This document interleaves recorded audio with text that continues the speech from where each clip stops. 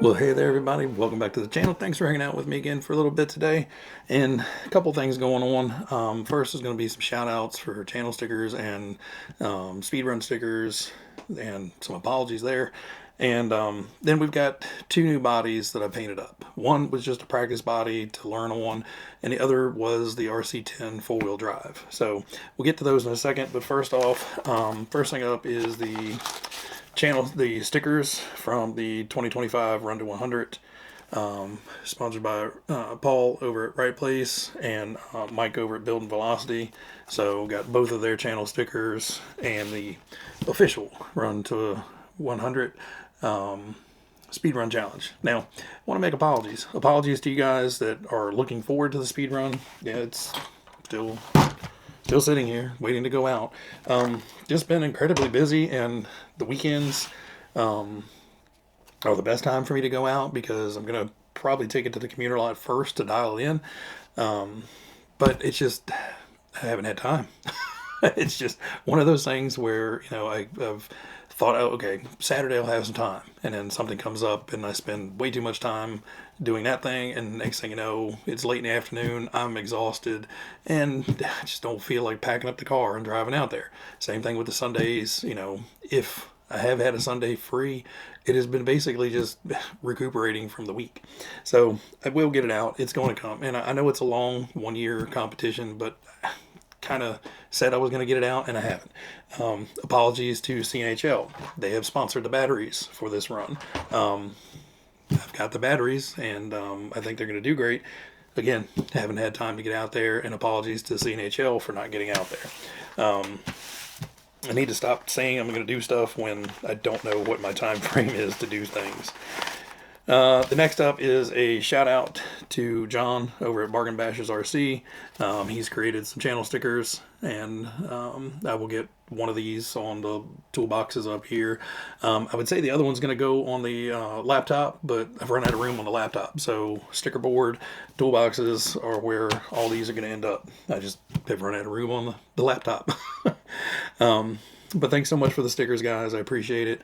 I will have links to all three channels down below, so you guys can check them out as well. Now, bodies.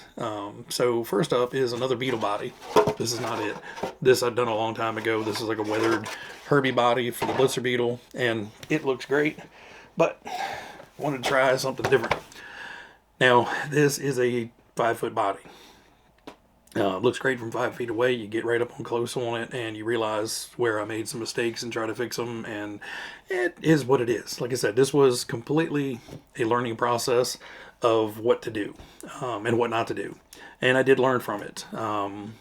Basically, I wanted that kind of shredded look, and I had masked this off probably a month ago, at least now, and it looks good. The colors are absolutely fabulous. I'll put the names of the colors down here. There's actually 4 colors on this. There is the kind of blue-green. It's like a metallic blue-green, pearlescent. Black. Then there's a pink, and then there's a fluorescent raspberry, I believe, is kind of what the purpley color is. So the idea of the body was going to have a main cool body color, and I love, love, love this color. This will definitely show up on many more cars. And I love the fluorescent raspberry.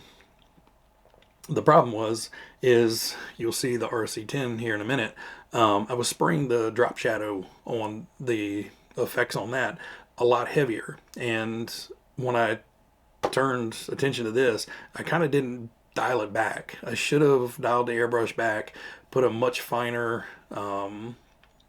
drop shadow on it, because what was happening is, I would run a little long, and then I would have to feather it out, and some of the black just got a bit much.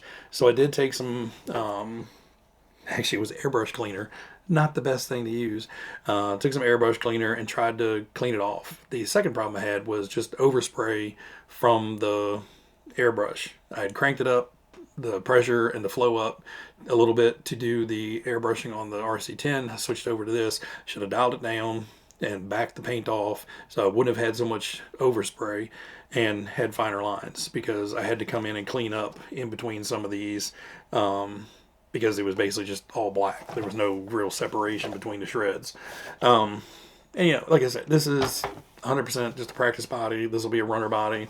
Stuck some KC headlights on there. I still need to do something with the tail lights. I'll probably just throw some acrylic paint on that just to give them an actual look of tail lights or something, or just some red vinyl. I don't know.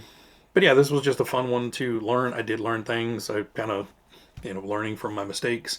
And I had this extra body here, so I figured this was a great candidate for doing something different. Now, the RC10, before I bring it out and show you guys, I have taken it apart and put the shims in. And I actually had to add in more shims than what they give you with the kit, and I still have side-to-side play. It is entirely, I think there's well over, I think I've got 3 millimeters of shims in there, and there's still side-to-side play. Now, it's acceptable. There's not a lot, but that's just ridiculous. The other thing is I got the body cut out and painted. Cutting the body out was a royal pain in the butt, too. You know, they give you cut lines, but they mean nothing. Overall, you know, the generic body shape, the front end, geez, I almost had to refit that thing 12 times and, you know, trim a little bit out and put it back on and trim a little bit out and put it back on. And, you know, fighting that body on and off is not fun. Finally got it. But it is not a car that I like. I think it's way overpriced for the amount of crap that you have to do to it to get it to actually run and run well. There's still issues with mine, but it's as done as it's going to get. Now, it's not going to run in this video. I really don't even have any gumption to go out and run it, but I did want to get it painted. So since this was what I consider to be entirely overpriced for the headache and pain in the ass that it was to assemble and the crappy QC and instruction manuals that RC10 keeps putting out, well, we've created bad money. So it has little dollar bill symbols with devil horns all over it, and then the bad money down both sides. I honestly was just gonna spray bomb it black and not care. But I said something, you know, to my wife, and I was like, I'm just gonna spray the whole damn thing just one solid color. I don't even care anymore. I'm probably not gonna put decals on it. And she's like, well, if you're gonna spray it a solid color, why don't you spray it green? And then I started thinking, well, what could I do with green? And I'm like, well, I have like a pearlescent green down there. And then the evil dollar bill signs popped into my head. So that's where all the little devilish dollar signs come from. AE's money grab. You know, you can hate me in the comments. I don't care. I'm done with AE. And like I said, the only exception to that is if they come out with a Brian Kinwald edition, I may pick that up. I don't know. I may not. I may just buy a Fan RC, you know, kit and build it up the way I want, and you know, paint my own Brian Kinwald body for it. I don't know. But if for some reason they do come out with one, I may be a sucker and buy one, but that is going to be absolutely it. Other than that, I give a shit what AE puts out. I'm done. This was kind of the nail in the coffin for me. I'm not even going to put together my 40th. I'm just going to keep that in a box. I don't even know what serial number I have, but it's just going to be a mystery forever because I doubt if I even open the box. Like I said, I'm not looking to run it. Don't really care at this point. I'll get out there when I feel like getting out there with it, and you know, I see it on the shelf and be like, yeah, I'd probably go out there and run that. I've got 4 or 5 others here that need to be run that are way less expensive and way better kits that I can actually go out and enjoy. So this is kind of my jab at AE and myself for spending so damn much money on a buggy that I really don't like. I may sell it. I don't know. I'm going to drive it before I sell it. I'm not going to go through all that misery of putting it together, tearing it apart, putting it back together again, and painting it just to let it sit here. But right now, I have no interest in putting it together. So for now, I'll take it outside, give you guys some up-close pictures of the paint job, and you know, we'll go from there. But like I was saying, on the shadowing, I kind of wanted these to stand out, so I was kind of trying to shadow them a little bit more, but they're not right beside each other. And then when I was doing this one, you know, all these stripes are right beside each other, so I should have like thinned down the fade line on that. But I'd buy 4 of these before I bought one of these, so just saying. Anyway, guys, that's it for today. Like I said, no running. This is just a show and tell and hang out. I appreciate everybody out there. And everybody out there, you guys be happy, be healthy, be safe, and I will catch you on the next one. See you guys.